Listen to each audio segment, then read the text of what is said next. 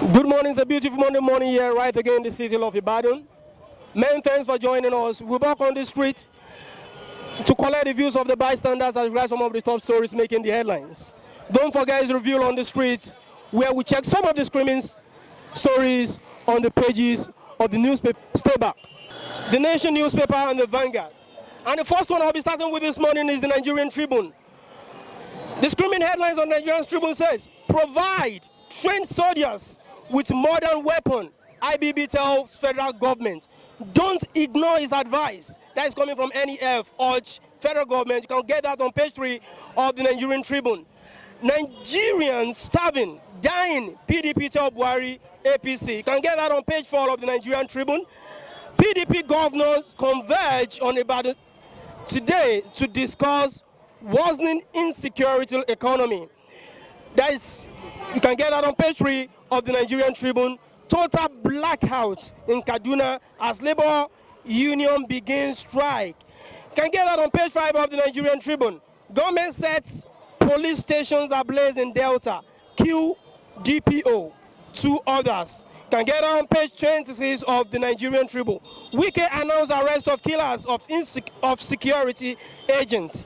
You can get on page 26 of the Nigerian Tribune. Southern houses of assembly speakers back Southern governors. Wants governors to send bills to NAS for actions. Can get that on page 23 of the Nigerian Tribune. Article to governors. Convene national summit to save Nigeria. To save Nigeria. Don't wait for the federal government. Can get that on page 2 of the Nigerian Tribune. And on to the next one I have the Vanguard newspaper. The screaming headline on the Vanguard newspaper said, insecurity, military needs new weapons, training. That is coming from IBB. Tijaniya Sheikh affirms Sanusi as leaders in Nigeria. Oshodia Papa, I won't surrender to Hydra-headed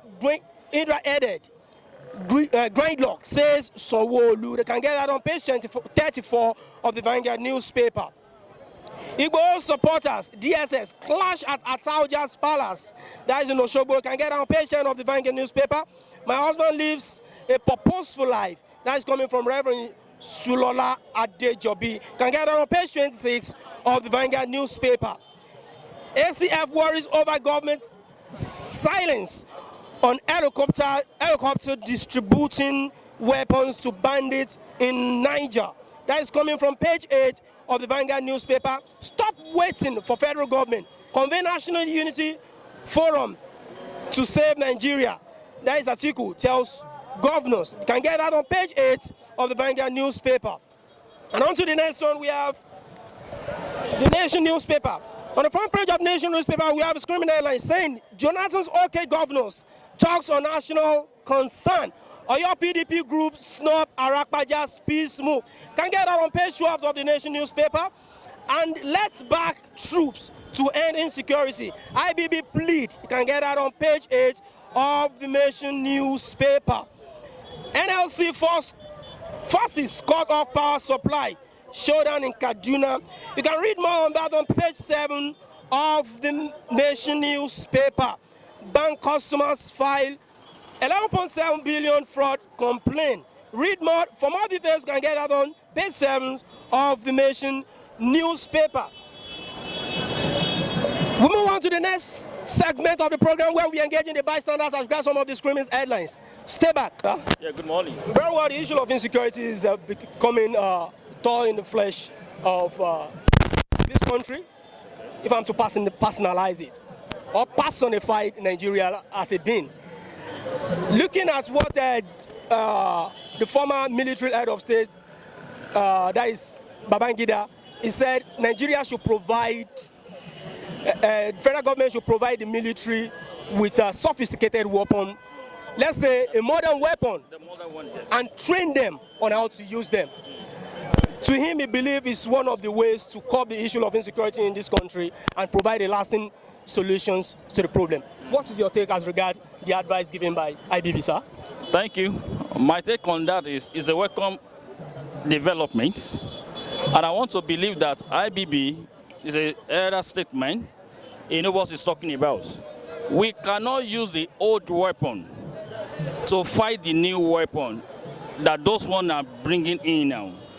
Now, a lot of policemen, a lot of our military personnel, the weapon that they are using has been used for a long time. And all these terrorists, they already upgrade themselves, they have updated themselves. So we need to use what is available now. We used to use what is now, that what's invoked now, to fight the terrorists. In as much as the IBB has said that, I think the federal government should take the thing on their head and they should try to act on that pedestrian, to train them, to train the force men now, and to buy them the one that they are using now. That is how we can curb the insecurity in this country. Thank you. Very well, sir. Follow up to that, where we saw a write-up, a message from Atiku Abubakar, rather, asking the governors, all the governors in the whole 30 states in this country, to come together and look for a lasting solution instead of organizing a regional meeting or summit per se. What's your take as we get that? Is calling for a kind of a national confer, or should I say a similar related narrative to that? What is your take? Thank you. It's of two things. One, united we stand, divided we fall. If we can unite together, I believe that we can be able to curb this insecurity. But at the same time, I want to suggest that each individual governors, they know what is happening in their different states. We cannot use the machineries in Oyo State to fight the one in Lagos. There are a lot of reasons behind this. We are the ones that know who is fighting us. Gege is in Ibadan. Gege is not in Lagos. So we have Shomolu in Lagos, and Shomolu is not in Ibadan. So each state has their own peculiarity on how to solve it. But at the same time, we can form a synergy by coming together to make a plan. At least if A could be able to think in this direction, the other one might not be able to think in that direction. By so doing, we can be able to franchise ourselves and to think on the way forward on how to curb the insecurity in the state. Thank you. Talking about synergy, you said synergy. You know, in a country where we share multi-ethnic nature and we have difference in political affiliations, even our belief system to some extent, would APC, PDP, how much do you think we can achieve a desired hence, right? With these people coming together without fully thinking with the issue of this insecurity in this country? Thank you. I don't want to believe in party now. I want to really, let everybody come together like a confab. Okay, what do you have in stock? At least God gave us brain. We should be able to think on how we can, in as much as a family man, we can be able to think on how to eradicate poverty in their respective houses. I believe that we can come together, but not as a political party now, as an elder statesman, and we'll think about the lasting solution to this minute that is happening to this country. It has happened to us in our very eyes, and we need to stand. We need to stand tall to reduce. We cannot put an end to it because it does not come today. I will continue to be like that, but we can reduce the efficacy, the strength of the terrorists in this country. Thank you. Very well. Away from that, we saw what happened recently in Osogbo, where we see the Odua Nation agitators led by Sunday Igboho in Osogbo, that is the state capital of Osun State. We heard that there is a rift or a kind of clashes between Sunday Igboho and the DSS.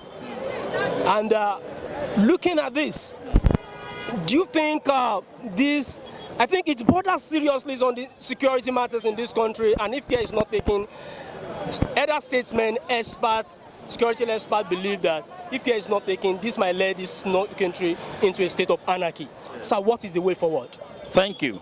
I want to believe that, yes, Igboho is a good man, is a freedom fighter, but there's a way to channel it. If not because that Nigeria is a very good country, because they will have even said that how will I put it now, that they want to turn the government upside down. I believe that in as much as they have this consciousness of having a Yoruba Yoruba consensus or Yoruba agitation or Yoruba to stand firm. I believe that he should be able to channel through our elders in the land. We have a lot of Yoruba elders. We have Afenifere, we have Nadeko, we have a lot of them. You cannot just stand as a tree to fight them. We need to form a synergy together. With the help of these our heroes, with the help of all these Nadeko, Afenifere, and all those people, at least if they are saying A, those people will say A too. Not that somebody will now stand. Me, I see it as a propaganda. I see it as somebody that wanted to show himself that, okay, I'm this, I'm that. All apologies to him. He's doing well. But the thing is that there's a lot of things that we still need to do, like calling all these Southwestern governors together, like calling all these Afenifere and Nadego people together. They have already fought. These people fought in 1993 during the time of the SDP, the Nadeko saga, the MKO Abiola annulment issue. They fought, and we can see what they stand for. They did not stand for wealth. They did not stand for fame. They stand for justice. And look at what ended them. So I want to believe that if Sunday Igboho should be able to form a synergy with all these our elder statesmen, I think we are going places. Thank you. Very well, sir. So talking about, now let's come back to your state. Let's not come back to your state. Talking about the internal rift between the All Progressive People's Democratic Party, PDP, and the state governor, right, in persons of Governors Oluseyi Makinde. We saw Arakpaja. That is the zonal chairman of PDP, trying to bring the parties together, particularly in Oyo State. Let them work together to achieve a common end. 2003 is fast approaching. Yes. Now, we saw him taking a move. He went to BC Olokwenyon's house to ask him, right, talk to him to see how they can maintain a peaceful coexistence within the party system. But BC Arakpaja, and from what we saw, we discovered that it seems the meeting is not. Is that login? Yeah, of course. So what is your take on that? What do you think should be the way forward? In what way do you think this should be addressed? Thank you. Leadership of People's Democratic Parties. Some people brought some people to power. And when you get to the power, you should not forget those people that fought so hard to get you that power. I believe that that's what is really happening to all our politicians in this country. Some people will fight, they will put their money in play, they will put even their life in line for you to get to a particular position. And when you not got there, you got your own people that you want to use. So they felt bad, they felt that they have been used and dumped. If I'm like them, I will feel the same way too. I believe that what the way forward is for the governor to really sit down and call those people that gave him the power. Governor was not in PDP before. Olokpeyan never left PDP. Arakpaja has left PDP for his own what they call it, for his own ideology, so to say, to contest, and he lost. And he later came back. Now, people that have left, you cannot compare them with people that they are on ground, that they are not shaking, that they are financing the party, even when the other people have left. So I believe that those people that put the governor to the power governor should, in his own magnificent way, to go and address them, ask them what they really wanted. Because 2023 is here around the corner, and United we stand, divided we fall. If the house is not in order, all those Olokpe, Alhaji Olokpe, Bis Olokpe and co, they didn't have anything to lose. When they are not in power, are they not be hitting? So now they are in power. So I believe that the governor, in his own magnificent way, should try as much as possible to swallow pride, to call them together, so that force that gave him the strength to win the election will be enacted come 2023. Thank you. Looking at that position and looking at, to some that share the same narratives or perspective with the state governor, that is persons of Governor Oluseyi Makinde, I think some of them are laying their emphasis on the fact that the intentions of the sitting governor is to break the wings or to make sure that issue of federalisms in politics in Oyo State does not by any means resurface again. I think, what is your take as regard that? Is that a genuine reason to actually analyze or explain what is happening within the People's Democratic Party? Thank you, sir. As long as there is politics, there is always a godfatherism. How do I mean? Governor cannot be everywhere. There are some people that governor has delegated a power to speak to people, and those people will be investing their money. And those people are not doing it for God. They are doing it for their own interest too. At least you draw 2 naira, you want to get 4 naira. So governors should not just forget their efforts that they have put in place to make sure that those people voted for him. So I believe that even as we are talking like this, Governor himself, Governor Oluseyi Makinde, is even a godfather to all those chairmen. So the issue of godfatherism cannot be eradicated in Nigeria politics. We are not mature to that extent. If we are mature, somebody like me, somebody like any other person, should just go to INEC to go and pick a form, and after picking a form, you show your interest, and you call people that you wanted to contest, and you win the election. But if that is the case, you have to go under a platform, and there are some people that they are heading that platform. So that is my take on that. Thank you very much, Sunday Igboho and the DSS security personnel in Oyo State in the just concluded Yoruba Nations rally in Osogbo, that is the Osun State capital. What is your take as regards that, sir? Well, I don't know what actually ensued, but I sincerely feel that there is no smoke without, there is no fire without the smoke. How do they say? There is no smoke without fire. For Sunday Igboho to have come out to organize a rally that actually states that the Yoruba people must have their own country, then there is more to it than meets the eyes. As a matter of fact, we are all aware of the present security situation in the country. And so we must not hide things anymore. We must not hide things. We cannot put fire on the roof and slip off. As a matter of fact, I sincerely believe that everybody has a right to protest. Under the Constitution of the Federal Republic of Nigeria, there is a right to protest. So a situation whereby the DSS is coming out to arrest people or intimidate people that are protesting, I believe it's totally uncalled for. I sincerely believe it's totally uncalled for, since the right to protest is guaranteed in the Constitution of the country. I think prior to the protest, we saw the Osun State Police Command sending a warning message to Sunday Igboho and his cohorts to make sure they ceased or never attempt to embark on the protest. That is coming from security operatives. I know the security operative, the Nigerian police, they are just the mouthpiece of the government when we talk about the issue of security in this country.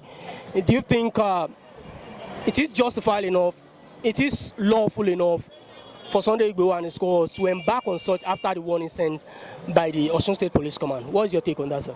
Well, actually, I don't know what actually ensued between the security operatives and Sunday Igboho, but I feel that before somebody can organize a protest, you must have sought permission from security operatives so that they can actually provide security for the protest. But actually, I don't know what happened. It's like probably it didn't take a permission, or it was not permitted to organize a protest. And actually, to ensure the security of lives and property, to ensure that the so-called protest does not get out of hand, the police have to do their duty. Very well, sir. BC Olokboyan is an oppositions, internal oppositions to the leading governor, that is the sitting governor in Oyo State. And we saw Arakpaja, that is the zonal chairman of People's Democratic Party, saying that taking a step to maintain peace and peaceful coexistence within the party. If the party fails to unite or bring the house together, it's going to be a serious problem, and it's going to be a kind of a stamper, right, to their winning 2023 election. What is the way forward? In what way do you think the party can move to maintain a peaceful coexistence needed or required to achieve a common end? You mean the APC? The PDP. Actually, well, I don't know if you are talking about this coming local government election or 2023 election. It's all the same. Actually, let us first things first. We should put the issues of elections aside.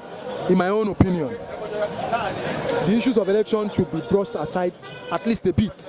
A situation whereby the country is not safe, the country is not secured, the economy is in tatters. What issue of election is coming into place?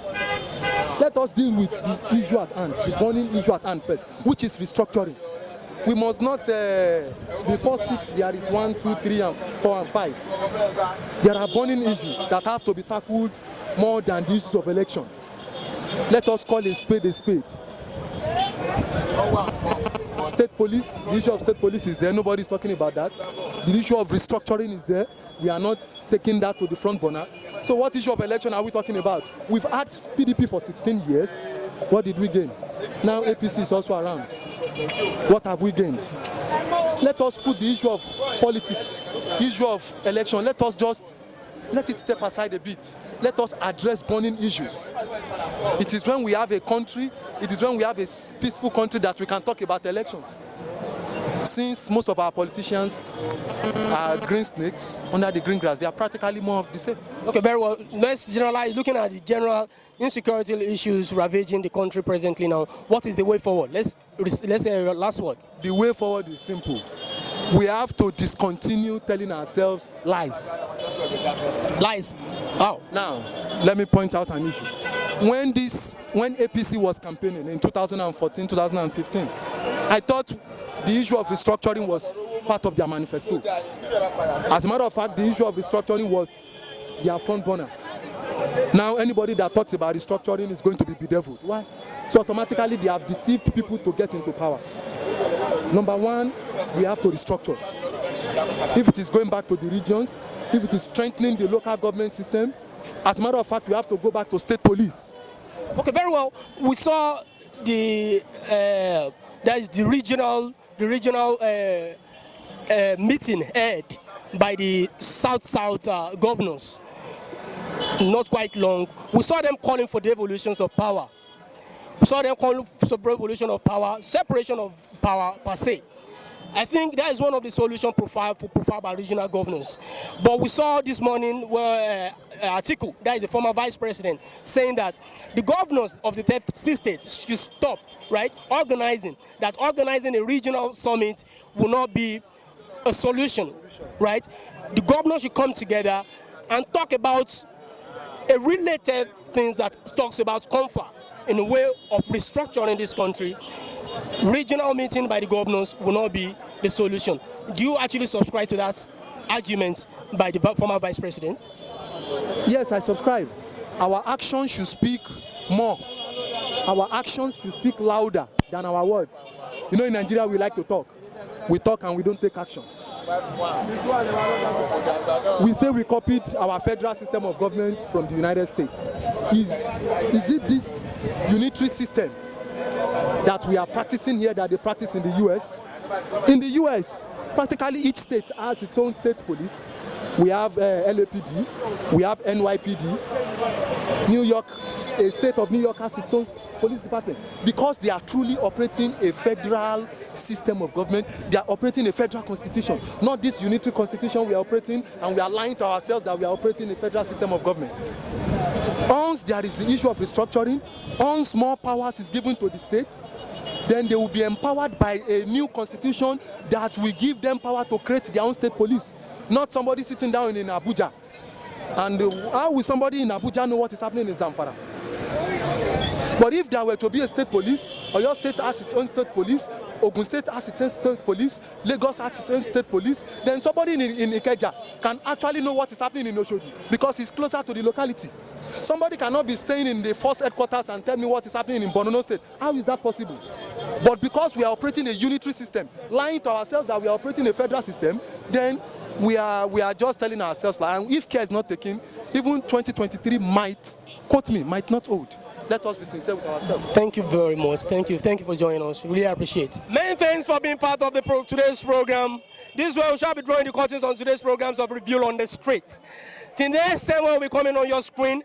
I am your regular anchor, Yekin Abidemi, and my cameraman, Akintola Ibrahim. Thank you.